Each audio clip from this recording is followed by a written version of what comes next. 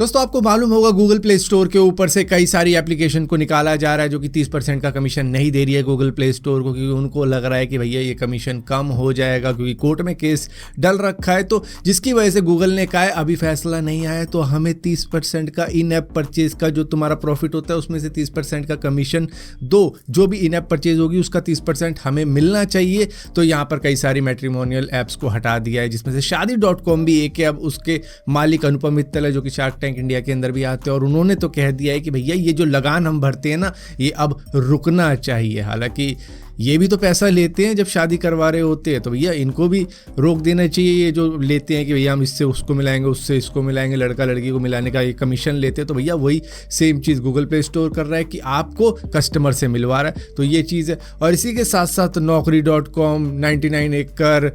As, शिक्षा और stage, इस तरीके की कई सारी एप्लीकेशन है जो कि हटाई जा रही हैं, और इनके मालिक इतने बौखलाए हुए हैं, वो सभी कह रहे हैं कि हमारा इंडिया का खुद का ऐप स्टोर होना चाहिए। ये क्या गूगल की मनमानी चल रही है। और यहाँ पर आईटी मिनिस्ट्री अब बीच में आ चुकी है, उन्होंने भी कहा है कि भैया अब आपको बैठ के बातचीत कर लेनी चाहिए और एक प्रोटेक्शन देनी चाहिए गूगल प्ले स्टोर को कि भैया ये जो भी स्टार्टअप हैं, जो भी कंपनियाँ हैं जो कि आती है आपके प्लेटफॉर्म के ऊपर, उनको आप ऐसे ही लात मार के भगा दोगे, ऐसा तो नहीं चलेगा। आपको एक प्रोटेक्शन इनको देनी चाहिए कि भैया इस तरीके की चीज़ें हैं, इनको फॉलो करो, उसके बाद में तुम टिक सकते हो। लेकिन गूगल की जो पॉलिसीज़ है उसको लेकर इन्होंने कहा है कि भैया जब कमीशन नहीं दोगे तो हम हटाएंगे। और इसके अंदर कुक्कू एफएम भी आ चुका है, वो भी निकाले जा चुके हैं और वो भी बौखलाए हुए हैं, और वो भी बोले जा रहे हैं कुछ ना कुछ कि गूगल प्ले स्टोर ने ये कर दिया, वो कर दिया, अपना स्टोर होना चाहिए, ये होना चाहिए, वो होना चाहिए। भाई 30% दे दो ना, तुम भी तो कमा रहे हो। या ऐसा कर दो कि तुम 30% नहीं दे रहे हो तो वो 30% कस्टमरों का बचवा दो, कि 30% प्राइस घटा दो अपना, ताकि कस्टमर का फायदा हो, क्योंकि वो 30% तो तुम्हारी जिम में जाने बाद में। दोस्तों एलॉन मस्क ने ओपनएआई को कोर्ट में घसीट दिया है। दरअसल इनका कहना है कि 2016 से लेकर 2020 के बीच में मैंने $44 मिलियन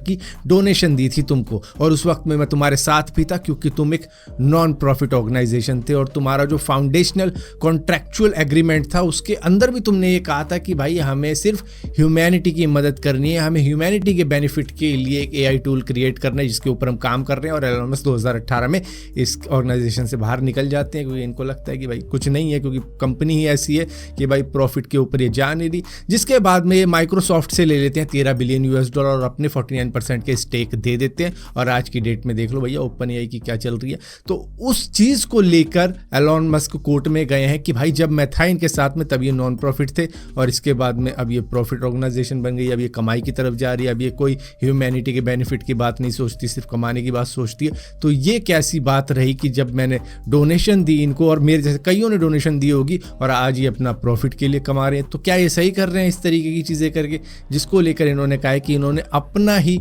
जो फाउंडेशनल एग्रीमेंट था वो ब्रेक किया, उसको वायलेट किया, अपने स्टेटस को वायलेट किया है कि हम एक नॉन प्रॉफिट ऑर्गेनाइजेशन है। दोस्तों यूएस के अंदर एक चीज़ है Amazon.com के ऊपर जो कि हम इंडियंस को नहीं मिल रही है। जब भी Amazon के ऊपर आप जाते हो, आप चीज़ों की खरीदारी करते हो, और वहाँ पर आपको नहीं पता होता कि कितने बंदे इस प्रोडक्ट को कितना ज़्यादा रिटर्न कर रहे हैं। लेकिन यूएस के अंदर ये होता है, वहाँ पर साफ साफ आ जाता है एक वार्निंग लेवल कि भैया इस प्रोडक्ट को बहुत से कस्टमर बार बार रिटर्न कर रहे हैं, जिसकी वजह से कस्टमर समझ जाता है और कहता है भाई मुझे लेना ही नहीं है। लेकिन ये अभी तक इंडिया के अंदर यूज़ नहीं किया जा रहा, और न जाने कितने टाइम से ये यूएस के अंदर यूज़ किया जा रहा है। और ये खबर मुझे तब पता चली जब पता लगा कि एप्पल का फाइन वूवन iPhone 15 का कोई केस है जो कि बार बार रिटर्न हो रहा है यूएस के अंदर, जिसकी वजह से ये न्यूज़ यहाँ तक पहुँची और हमें मालूम चला कि भाई इस तरीके की भी चीज़ें हो रही है। रिटर्न इस वजह से हो रहा है क्योंकि ये बोल रहे थे कि भाई ये रियल लेदर का सब्स्टिट्यूट है जो कि बनाया होगा इन्होंने, लेकिन इसमें प्रॉब्लम क्या आ रही है कि भाई इसके टुकड़े टूट टूट के निकलते चले जा रहे हैं और ये ख़त्म ही होता चला जा रहा है, जैसे कि बायोडिग्रेडेबल हो कि भाई अपने आप ही ख़त्म होता जा रहा है। तो कुछ